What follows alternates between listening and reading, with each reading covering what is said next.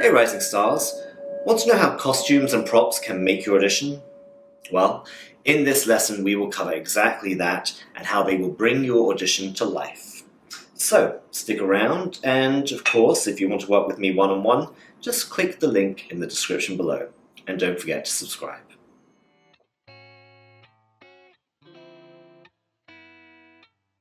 Costumes, props, and learning lines. I love props. I always use props, and the only time I don't use props, and still might use them regardless, is when casting says, do not use props. Now, before Zoom was even a thing, we'd have auditions in a room, and casting directors didn't want you to bring in props. That's where all this comes from. Because, well, it was awkward. An actor coming in with a weapon or a toothbrush was just a little bit extra. But now we live in the age of self-tapes and Zoom. We can use props, and I encourage you to. Fantastic. Now, when it comes to weapons, we can simply aim, say, a handgun down like this, out of frame, right? Or we can even use a remote control or cell phone like this. Let me stress, I am not encouraging anything that can hurt you or others. But as for a coffee cup or a rag to wash your hands or a bag of chips, why not? If the scene calls for it, try it out. Props can really aid in telling a great story, which is our main goal. What I do not encourage is using a prop for the sake of just using a prop. Eating an apple is a great choice, but is it something your character would do? And if so, how would they do it? Would they chomp into it or cut fine slices and nibble at them? Each way tells a very different story. Now, costumes.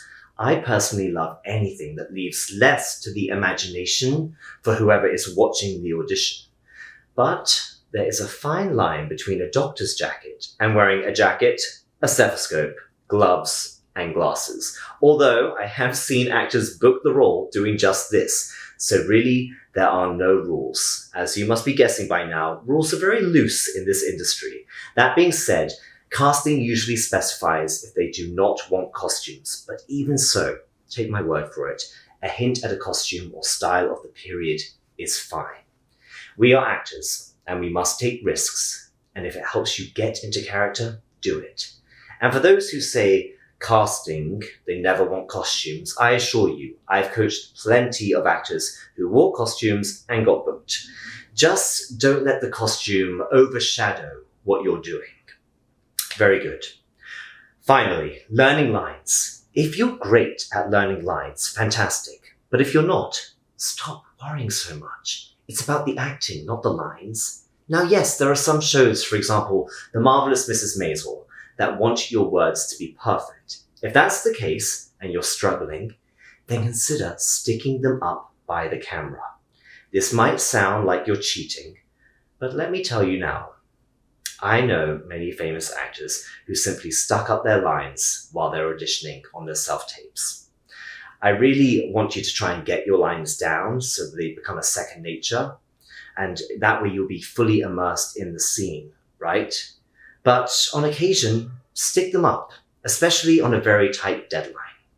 Great. I just want to give you the permission to not stress so much, and if you have to, stick them up. I will say I prefer you not to, but when you get to the point where you're auditioning multiple times per week, but you still have to manage a life and perhaps a job, then you just may have to do it. Regardless, getting lines down is something that takes practice, right? So the more you audition, the more you'll be able to get lines down quicker, and it depends how much free time you have. But always just give yourself the allowance to stick them up if need be. Thanks for watching, stars. You know, costumes and props can really set you aside, so think about that for your next audition. Oh, and if you want to book me, just click the link in the description below. Thanks.